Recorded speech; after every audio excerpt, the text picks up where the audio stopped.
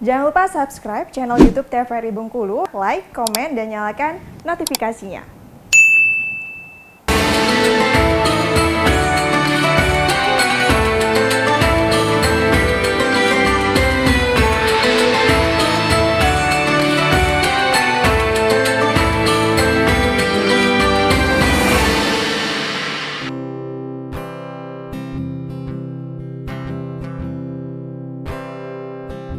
Dunia ini tempat meninggal, bukanlah tempat kita tinggal.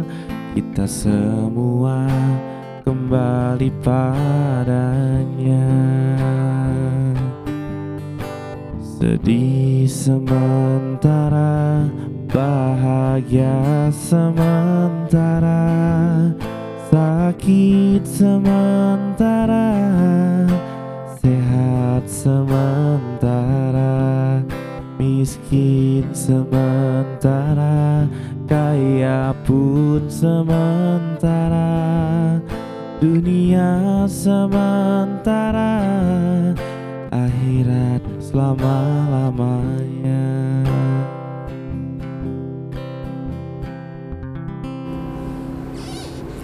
Ya pemirsa, terima kasih tetap bersama kami dalam acara Mutiara Kolbu. Kita masih bersama ibu-ibu dari Majelis Taklim Baitur Rahim Sawalebar dan masih bersama dengan Bapak Ustadz Heri Putra Effendi tentang etos kerja yang kita bahas pada petang hari ini.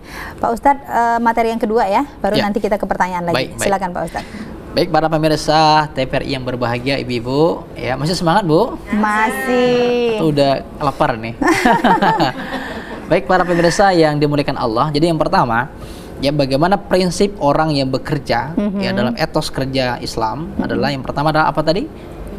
Niat karena Allah, kemudian betul-betul ridho Allah, dan ingat bahwa bekerja bagian daripada ibadah. Yang kedua, orientasi bekerja itu adalah pencapaian hasil yang terbaik. Yang tadi Bu tanya. Jadi bekerja itu jangan sekedar bekerja, harus punya semangat, etos kerja tadi yang dibilang, ya harus punya disiplin, ada karakter yang ditunjukkan, karena kita ingin menjadi yang terbaik. Betul Bu ya? Nah ini kalau bekerja, kalau di kantor, ya jangan sekedar berangkat pagi pulang petang, ya udah sekedar gitu. Mengisi waktu aja gitu. Maka ada istilahnya, ada inovasi, ya ada kreativitas gitu kan. Sesuatu yang perlu kita tampilkan. Karena Rasulullah pun pernah memberikan kepada kita warning, suatu gambaran sebaik-baik manusia khairun nas anfa'um linnas, yang paling bermanfaat. Maka ibu bekerja harus mengalirkan pahala yang banyak, bermanfaat. Ya, makanya jangan sekedar ya yang penting bisa hidup lah, gitu kan. Tidak ada ininya, targetnya. Betul. Gitu ya Pak Ustadz. Harus fastabiqul khairat. Jadilah yang terbaik, berbuatlah yang terbaik, gitu kan. Nah, karena kenapa? Disitulah ya disebutkan dalam surah Al-Qasas ya ayat ke-13 bahwa bekerja itu harus dengan penuh kesungguhan. Maka salah satu karakter ya, dua karakter yang disebutkan dalam surah Al-Qasas ya ayat ke-13, Al-Qawi Al-Amin. Ya, dalam bekerja itu Islam itu mesti harus memiliki dua sifat ini. Al-Qawi. Apa itu Al-Qawi? Dia memiliki kekuatan atau memiliki suatu kemampuan yang dapat diandalkan. Jadi kalau bekerja, nah kita introspeksi dulu. Ini kira-kira pekerjaan kita ini sesuatu harus punya nilai lebih gitu kan. Kalau bahasa kerennya tuh proporsional. Begitu Bu ya? Dan proporsional. Ibu paham Bu ya? Ibu paham nggak nih? Ibu-ibunya pasti paham. Ini bahasanya agak tinggi nih ya. Ya, profesional. Ya bekerja dengan skill. Gitu kan. Jadi kalau kita ini kayak kameramen gitu kan. Nah, mereka bekerja dengan skill gitu kan. Nggak mungkin kalau bahasa orang Indonesia itu ica-ica aja. Atau ya sekedarnya, nggak mungkin gitu kan. Harus yang terbaik. Nah, ini Masya Allah dari kameramen nyorot kita dengan gambar yang terbaik, dipublish yang terbaik sehingga masyarakat bisa nonton TVRI. Nah, itu dengan yang terbaik. Jadi ndak ya sekedarnya. Ya, kita juga ibu-ibu yang Masya Allah datang ke sini bekerja, Masya Allah ya, kita ikut majelis taklim ini dalam kondisi yang terbaik dengan yang ibu-ibu cantik semua kan? Pakaian terbaik, makeup terbaik, gitu kan?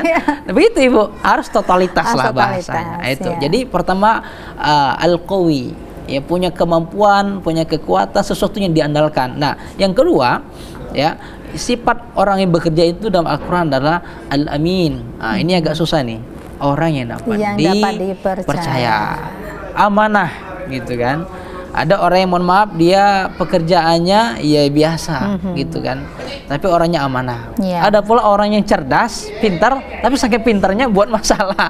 Cerdik akhirnya gitu ya. Sehingga banyak kasus sekarang bertebaran gitu kan. Ya tadi dibilang ada korupsi ya segala macam gitu kan. Nah, itu karena saking cerdasnya, tapi tidak amanah. Ya, maka kita memilih tentu yang amanah. Ya tentu yang lebih ideal lagi dia yang profesional, dia pun amanah. Ini amanah. yang dicari. Oh, itu gitu. Yang diimpi-impikan, Bu. Ya, gitu. Dan tentu pencapaian hasil daripada orang yang bekerja ini Ibu adalah ingat ya, hasanah fil dunia, hasanah fid dunia, hasanah fil akhirat. Fil akhirat. Amin, amin. Kebaikan dapat di dunia, kebaikan dan juga kebaikan di akhirat. Gitu. Ini yang kita harapkan. Jadi betul-betul totalitas. Ya kalau Ibu ya mau sekolahkan anak, sekolahkan yang terbaik, jadi anak yang terbaik. Nanti kalau dia bekerja nak, kamu mau jadi apapun boleh, mau jadi polisi, TNI, jadi dokter, jadi ustadz, apapun jadilah yang terbaik. Ya, bapak ibu bangga ya kalau kamu jadi orang yang bermanfaat. Tapi ingat jangan lupa Allah, jangan lupa Allah, Tuhan yang memberikan nikmat kepadamu. Nah, ini Bu perlu Bu. Ya perlu ya kita garis bawahi ya. Inilah yang menjadi nilai plus sebagai orang beriman. Karena kalau kita mohon maaf bekerja hanya untuk jadi orang kaya, ya banyak orang luar sana ya yang udah kaya bahkan dia lebih kaya gitu ya. Tidak ibadah tadi, lupa kepada Allah. Nah, kita tidak mau gitu. Kita ingin terbaik ya. Karena Islam mengajarkan kepada kita rahmatan lil alamin, rahmat semesta alam, berbuat yang lebih baik ya. Kalau bekerja bukan hanya untuk keluarga, tapi bisa bernilai juga untuk orang lain. Yang kalau ada rezeki kita bisa mendongkrak orang pun bisa lebih bermanfaat ya. Ibu bisa tadi yang udah umroh nanti ada rezeki bisa umrohkan lagi orang lain kan begitu. Iya, betul. Ada harta banyak bagi-bagi. Bagi-bagi. Gitu kan. Insyaallah. Jangan pelit-pelit karena kita juga mau uang miliaran, mau uang jutaan, mau uang ratusan Pak Ustadz ya, makannya tetap nasi sepiring aja gitu. Nggak bisa jadi nggak bisa makannya jadi sebakul atau apa gitu ya Bu ya. Jadi memang pada saat kita bekerja yang pertama itu adalah niat kita itu harus karena Allah dulu yang pertama ya Pak Ustadz ya. Kemudian juga memang harus punya etos tadi, semangat bekerja tadi, punya goalsnya Pak Ustadz ya, punya target, saya harus apa nih gitu. Kalau misalnya pengen dapat mobil bagus ya Pak Ustadz ya, tapi niat awalnya itu karena Allah dulu, baru dapat mobil bagusnya gitu ya Pak Ustadz ya. Insya Allah pada saat kita memang mengkaitkan segala sesuatu yang kita lakukan dengan Allah, maka kita akan mendapatkan ridho Allah dan kita akan mendapatkan keberkah dunia dan juga akhirat tadi. Dan jangan lupa juga nih pada saat kita bekerja, kita juga harus meningkatkan value kita Pak Ustadz ya. Betul. Nilai diri kita, jangan melulu uang dan uang gitu ya, karena uang itu nomor 2 setelah nilai dan juga tadi kepercayaan yang harus kita terus latih begitu. Baik, waktu untuk bertanya kami persilakan kembali. Siapa yang bertanya? Sebutkan nama, kemudian juga poin pertanyaannya apa, silakan. Assalamualaikum warahmatullahi wabarakatuh. Waalaikumsalam warahmatullahi wabarakatuh. Nama saya Yani, Masjid Taklim Baitur Rahim Sawalebar Bengkulu. Memang sekarang Pak, kita misalnya memang niat kita untuk bekerja karena Allah. Tapi lama-kelamaan tuh sekarang kan apalagi lagi tren-trennya umroh gitu ya Pak ya. Padahal kita niat untuk bekerja karena Allah, tapi niat kita tuh berubah. Kita minjam, maaf ya Pak, kita minjam uang di bank saking ingin pergi ke umroh gitu. Apakah itu boleh Pak? Kita minjam uang ke bank untuk pergi ke umroh. Terima kasih. Assalamualaikum warahmatullahi wabarakatuh. Waalaikumsalam warahmatullahi wabarakatuh. Oh iya Bu ya, jadi pertamanya kalau memang ibadah kita punya kemampuan ya ibadah gitu ya. Kalau itu takut kesannya sudah mau anca-ancaan gitu ya. Jadi kesannya memaksakan diri begitu, boleh apa tidak begitu ya Bu ya. Bagaimana pandangan Pak Ustadz? Kami persilakan. Masya Allah, ini pertanyaannya bagus sekali. Bagus sekali, luar biasa. Ya, jadi Ibu, urusan ibadah ya Allah sudah memberikan kepada kita petunjuk ya, garis-garis petunjuk yang mesti kita ikuti ya. Makanya la yukallifullahu nafsan illa wus'aha. Ya, kalau misalnya contoh tadi ibadah yang memang cukup berat karena kenapa? Seperti umroh itu dia butuh uang. Secara finansial. Ya, kita nggak mungkin ke sana. Ya, sebenarnya kalau Ibu mau jalan kaki juga bisa sebenarnya. Ya, cuman Ibu ya nggak berapa tahun ya, nyampainya kapan gitu kan? Bisa aja kan dulu banyak juga para zaman sahabat dulu, zaman dulu gitu kan. Nah, tentu kan tidak mungkin dilakukan sekarang. Nah, untuk urusan seperti Ibu sampaikan tadi, la yukallifullahu nafsan illa wus'aha. Allah tidak berikan kepada kita suatu beban. Itu makanya Ibu ketika umroh ini adalah panggilan, ya termasuk adalah yang utama adalah haji, ya panggilan ke Baitullah, dan memang Ibu betul-betul punya semangat untuk ke sana. Maka yang pertama itu kita harus menanamkan niat dulu yang baik. Ya, yang kedua jangan lupa minta petunjuk Ibu dari Allah. Makanya ya urusan apapun seperti finansial segala macam, jika seseorang sudah punya niat yang kuat, maka yang ketiga Ibu mencoba untuk memantaskan diri. Dengan cara apa?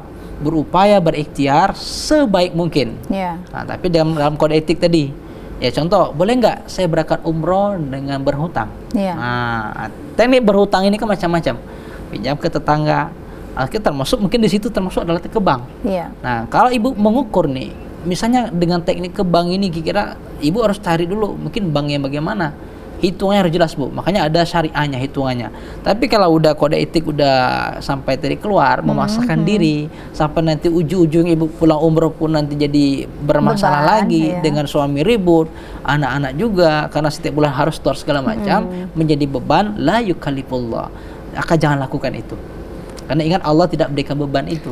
Tapi kalau memang secara cermat, Ibu hitung akumulasi, insya Allah. Makanya di beberapa lembaga ada, misalnya lembaga Islam yang menaungi pembiayaan, syariah gitu ya Pak Ustadz, yang bisa mengakumulasi. Ini Ibu nih, karena betul-betul pengen berangkat umroh, pengen berangkat haji, dan ini ada jalan. Makanya kalau udah bicara tentang syariah, kita kan ada Fatwa nih, MUI, ada DSN, Dewan Syariah Nasional. Ya kita boleh ambil itu dalam catatan cermat Ibu bisa lakukan. Dan jangan sampai terbebani. Betul, gitu tidak ya. terbebani. Ibu mampu lakukan itu, ya silahkan diambil, Bu. Gitu. Ya contoh kayak kita pinjam ke bank, tanda petik dulu nih, bank yang mana dulu, kemudian akumulasinya seperti apa, kemudian Ibu dalam urusan dari teknis Ibu mau berangkat, kemudian dengan kondisi keluarga aman, nyaman, udah betul-betul bermusyawarah dalam kebaikan, jangan sampai ini urusan pribadi sehingga keluarga juga merasa terzolimi gitu. Makanya kalau bisa ya tidak masalah kalau Ibu bisa nabung dulu misalnya, bersabar, sehingga nanti pada saat di tahun yang akan datang Ibu punya perencanaan yang lebih matang lagi, Ibu. Jadi itu pilihan ya Pak Ustadz. Betul. Ya. Ketika memang dirasa mampu ya silakan gitu. Tapi tadi dengan catatan kalau bisa diwajibkan itu untuk syariah. Karena kalau syariah itu kan di awal kita sudah tahu harus bayar berapa setiap bulan begitu. Jadi tidak ada riba di situ. Dan itu pun sudah ada dari MUI ya Pak Ustadz ya. Ada. Tapi tadi jika tidak beban ya Pak Ustadz ya, kalau misalnya merasa menjadi beban, mendingan nabung aja dulu, udah uangnya artinya udah Ibu pas baru tidak berangkat. memasakkan diri, Bu, dalam urusan beribadah gitu kan. Makanya ada planning yang matang gitu. Ini kalau memang betul-betul Ibu usaha udah pengen betul, gimana nggak solusinya? Dan kemudian itulah salah satu lembaga yang menaungi itu. Mungkin termasuk yang Ibu bilang bank tadi, bank juga ada. Cuman perhitungannya harus cermat dulu. Cermat dulu gitu ya. Baik, nanti kita akan lanjutkan kembali ya Ibu-ibu, dan kita akan jeda sejenak. Pemirsa tetap bersama kami dalam acara Mutiara Kolbu.